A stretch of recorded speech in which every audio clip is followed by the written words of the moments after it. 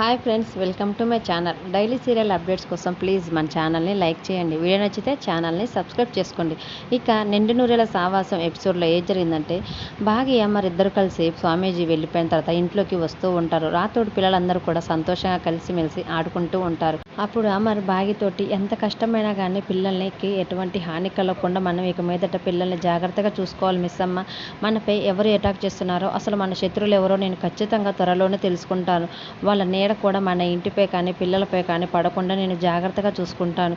ఇంకెప్పుడు కూడా నువ్వు ఒంటరి పోరాడొద్దు మిస్ అమ్మ, నీకు తోడుగా నేను కూడా ఉంటాను. మనం ఇద్దరం కలిసి పోరాడదామని అంటూ ఉండేసరికి భాగి కూడా సరే అన్నట్లు అమర్ వైపు చూస్తూ ఉంటుంది. తర్వాత అమర్ ఒక్కడే రాత్రిపూట గార్డెన్లో అసలు ఆ దుష్టశక్తి ఎవరు, స్వామి చెప్పిన ఆ దుష్టశక్తి అసలు అంజుపాప శరీరంలోకి ఎందుకు ప్రవేశించింది, దేనికోసం ప్రవేశించింది అని దుష్టశక్తి గురించి ఆలోచించుకుంటూ గార్డెన్లో ఒక్కలే అటు ఇటు తిరుగుతూ ఉంటాడు. అది గమనించి వెంటనే మిస్ అమ్మ రాతుడు అక్కడికి వస్తారు. భాగి సార్ అలా బాధపడుతుంటే చూసి, చూడు రాతుడు, సార్కి గతం గుర్తుంటే నేనే దగ్గరికి వెళ్ళి సార్ని ఖచ్చితంగా ఓదార్చేదాన్ని, కానీ సార్కి ఇప్పుడు గతం గుర్తులేదు కనుక నువ్వే సార్ దగ్గరికి వెళ్ళి మాట్లాడు అని అంటూ ఉంటాడు. వెంటనే రాతుడు మాత్రం, సారీ మిస్ అమ్మ, నన్ను క్షమించు, సార్కి ఎప్పుడో గతం గుర్తుకు వచ్చేసింది, కాకపోతే కొన్ని కారణాల వల్ల సార్ మీతో చెప్పవద్దని చెప్పాడు, అందువల్ల నేను చెప్పలేకపోతున్నాను, నన్ను క్షమించి మిస్ అమ్మ అని రాతుడు తన మనసులో అనుకుంటూ ఉంటుంటే, అమర్ మాత్రం అసలుకి నేను ఎవరికి ఏ హాని చేయకపోయినా కానీ నా భార్య అరుంధతిని ఎవరు యాక్సిడెంట్ చేసి చంపేశారు. అది చాలక ఇంతకు ముందు కూడా ఘోర ఇలాగే దుష్టశక్తి రూపంలో వచ్చి కుటుంబాన్ని పిల్లల్ని కూడా చాలా ఇబ్బంది పెట్టాడు. ఇప్పుడు ఇంకొక దుష్టశక్తి వలన అంజు ఇన్ని రోజులుగా చాలా బాధపడి ఇబ్బంది పడింది. అసలు ఎందుకని ఈ దుష్టశక్తులు మా పైన, మా ఇంటిపైన, పిల్లలపైన ఎంతగా ప్రభావం చూపుతున్నాయి, అసలు ఆ దుష్టశక్తులు ఎవరు, వాళ్ళకి ఏం కావాలో నేను ఖచ్చితంగా తెలుసుకుంటానని అమర్ తన మనసులో అనుకుంటూ బాల్కనీలో అటు ఇటు తిరుగుతూ ఉంటే, అప్పుడే మిస్ అమ్మ అమర్ సార్ దగ్గరికి వచ్చి సారీ సార్ అని అంటూ ఉంటుంది. అప్పుడు అమర్, ఎందుకు మిస్ అమ్మ నాకు సారీ చెప్తున్నావంటే, మీ హెల్త్ కండిషన్ బాగాలేదు కాబట్టి ఇంట్లో జరుగుతున్న పరిస్థితులు ఒక్కటి కూడా మీకు చెప్పలేకపోయాను సార్.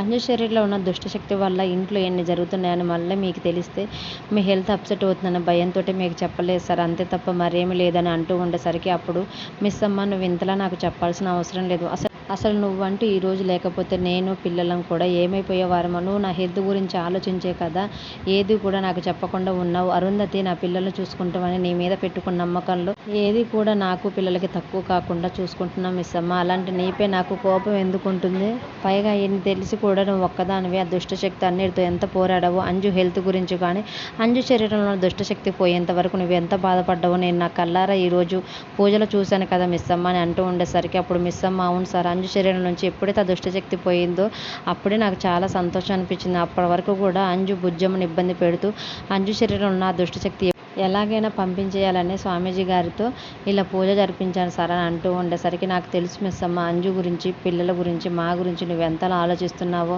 నేనే నీకు థ్యాంక్స్ చెప్పాలని అమర్ సార్ కొద్దిగా భాగి వైపు ప్రేమగా చూస్తూ ఒక అడుగు ముందుకు వేసి ఎదురుగా ఉన్న భాగిని ప్రేమగా కౌగులించుకునేసరికి భాగి కూడా అమర్ సార్ని ప్రేమగా కౌగులించుకుంటూ ఉంటుంది. కొంతసేపటి తర్వాత భాగి ఎంబటే అమర్ సార్, సార్ ఇప్పుడు మీరు ఏమన్నారు అని అంటూ ఉండేసరికి, నేనేమన్నాను మిస్ అమ్మ అంటే, థ్యాంక్స్ చెప్పారు కదా అంటే, అవును అంటే, అప్పుడు భాగి మాత్రం థ్యాంక్స్ చెప్పాలంటే ఎవరైనా షేక్ హ్యాండ్ ఇచ్చి చెప్తారు, మీరేంటి సార్ నన్ను హక్ చేసుకొని మరి చెప్తున్నారు అని అంటూ ఉండేసరికి, అప్పుడు అమర్ మాత్రం నేను హార్ట్ఫుల్గా చెప్పాను మిస్ అమ్మ అని మిస్ అమ్మతో అంటూ ఉంటాడు. అప్పుడు మిస్ అమ్మ, అలా ఏం కాదు సార్, మీకు గతం గుర్తుకు వచ్చి కూడా నాతో చెప్పడం లేదు కదా అని అంటూ ఉండేసరికి, లేదు మిస్ అమ్మ అని అంటూ ఉంటాడు.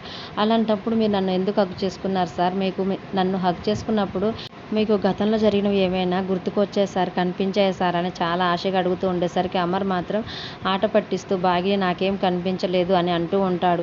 అయితే భాగి, ఇంతకుముందు నేను గతంలో నేను ఇలాగే హక్ చేసుకునేవాడిని అని అడుగుతూ ఉండేసరికి, లేదు సార్, ఇక మీదట మీరు మాత్రం నాకు కొంచెం డిస్టెన్స్ మెయింటైన్ చేసి మాట్లాడండి సార్ అని భాగి అమర్తో అంటూ ఉండేసరికి, మళ్ళీ అమర్ భాగిని ఉడికించడానికి దగ్గరికి వచ్చి, భాగి అన్నం తిన్నారా మీరు అని అడుగుతూ ఉండేసరికి, సార్ ఇందాక నేను చెప్పాను కదా మీకు కొంచెం నా దగ్గరికి వచ్చేటప్పుడు డిస్టెన్స్ మెయింటైన్ చేయమని అంటూ ఉండేసరికి, సరే చెప్పు, పిల్లలు నువ్వు అన్నం తిన్నారా అని అడుగుతూ ఉండేసరికి, లేదు సార్ అంటే, అయినా నేను లేకుండా మీరు అందరూ ఎలా తింటారు, పద భాగి, ఇప్పటికే చాలా లేట్ అయిపోయింది, కిందికి వెళ్ళి పిల్లలు అందరం కలిసి సంతోషంగా భోజనం చేద్దామని అనుకుంటూ ఉంటారు. అలా అమర్ భాగి సంతోషంగా ఒకరికొకరు హగ్ చేసుకున్నప్పుడు చంప ఒక్కసారిగా చూసి, వీళ్ళని ఎంత విడదీద్దామని చూస్తున్నా ఐరన్ రోజు రోజుకి గట్టిగా అతుక్కుపోతున్నారు, ఇంకా నయం ఇదంతా మనోహర్ చూడలేదు, చూస్తే ఏడ్చి చచ్చేది, అయినా ఎలాగైనా వీళ్ళిద్దరు ఒకరినొకరు హగ్ చేసుకున్న సంగతి మనోహర్కి చెప్పాలని అంటూ ఉండేసరికి, అసలు ఈ మనోహరి ఎక్కడ ఉంది అని చంబ మనోహర్ని వెతకడానికి వెళ్తూ ఉంటుంది. ఈలోపు అమర్ భాగి ఇద్దరు కలిసి సంతోషంగా మాట్లాడుకుంటూ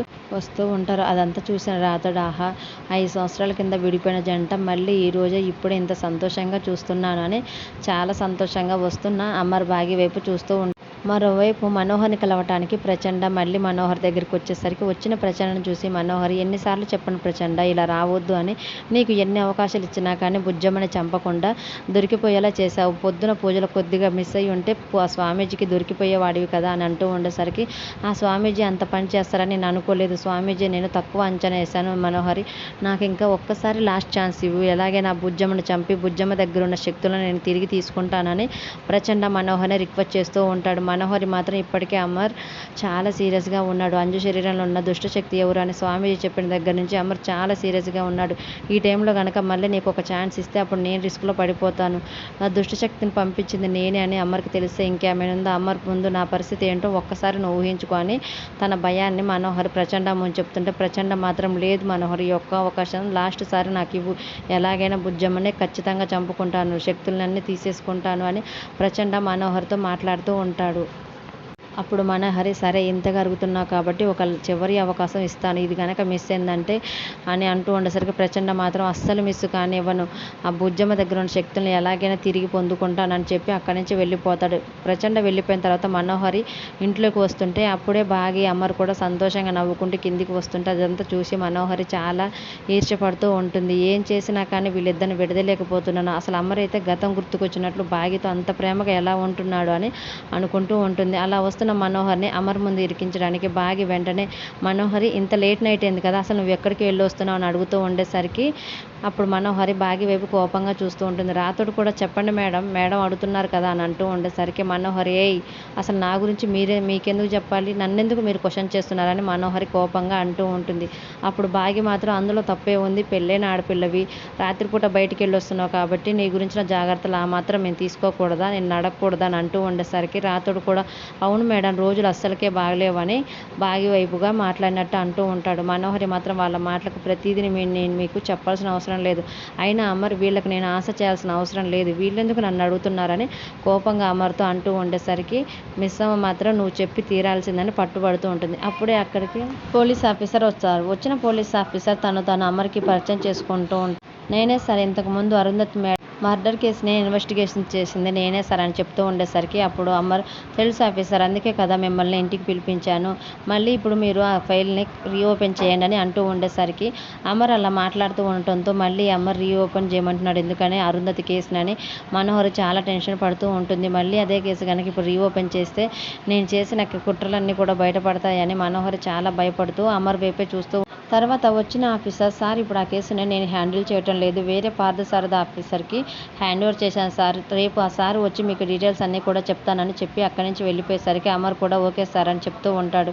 వెంటనే బయటికి వచ్చిన ఆఫీసర్ని కలవటానికి రాతోడు బాగి ఇద్దరు కూడా ఆఫీసర్ వెనకాల వచ్చేస్తారు. తర్వాత వెంటనే అసలు అక్కడిని యాక్సిడెంట్ లాగా మర్డర్ చేయించింది మనోహర్ అని, మనోహర్ పేరు మీరు ఆయనకి ఎందుకు చెప్పలేదని అంటూ ఉండేసరికి అప్పుడు ఆ ఆఫీసర్ మేడం ఇప్పుడు ఆ కేసుని నేను ఇన్వెస్టిగేషన్ చేయట్లేదు, వేరే సారు హ్యాండ్ ఓవర్ చేశారు కాబట్టి ఇప్పుడు నేను ఏ సాక్ష్యాధారాలు ఇచ్చినా కానీ ఆయన తీసుకోడు, కేసుని మళ్ళీ మొదటి నుంచి కరెక్ట్గా స్టడీ చేస్తూ ఉంటారు, పైగా సార్ కండిషన్ హెల్త్ అంత మంచిగా లేదని మీరు చెప్పారు కాబట్టి ఇవేవి కూడా నేను సార్ ముందు మాట్లాడలేదు అని చెప్తూ ఉండేసరికి అప్పుడు రాతోడు కూడా మిస్ అమ్మతోటి అవును మిస్ అమ్మ సార్ హెల్త్ కండిషన్ గురించి ఆఫీసర్ ఆలోచించి ఏమీ చెప్పలేదు అనుకుంటాను అంటూ ఉండేసరికి ఆఫీసర్ అక్కడి నుంచి వెళ్ళిపోతాడు. మరి వచ్చే పార్థసారథి ఆఫీసర్ కేసు రీఓపెన్ చేసి అసలు అరుంధతిని ఎవరు చంపారనేది ఎలా తెలుసుకుంటారు, మనోహరే చేసిందని తన కుట్రని ఎలా బయటపెడతారనేది అప్కమింగ్ ప్రోమోలో చూద్దాం. Thank you for watching.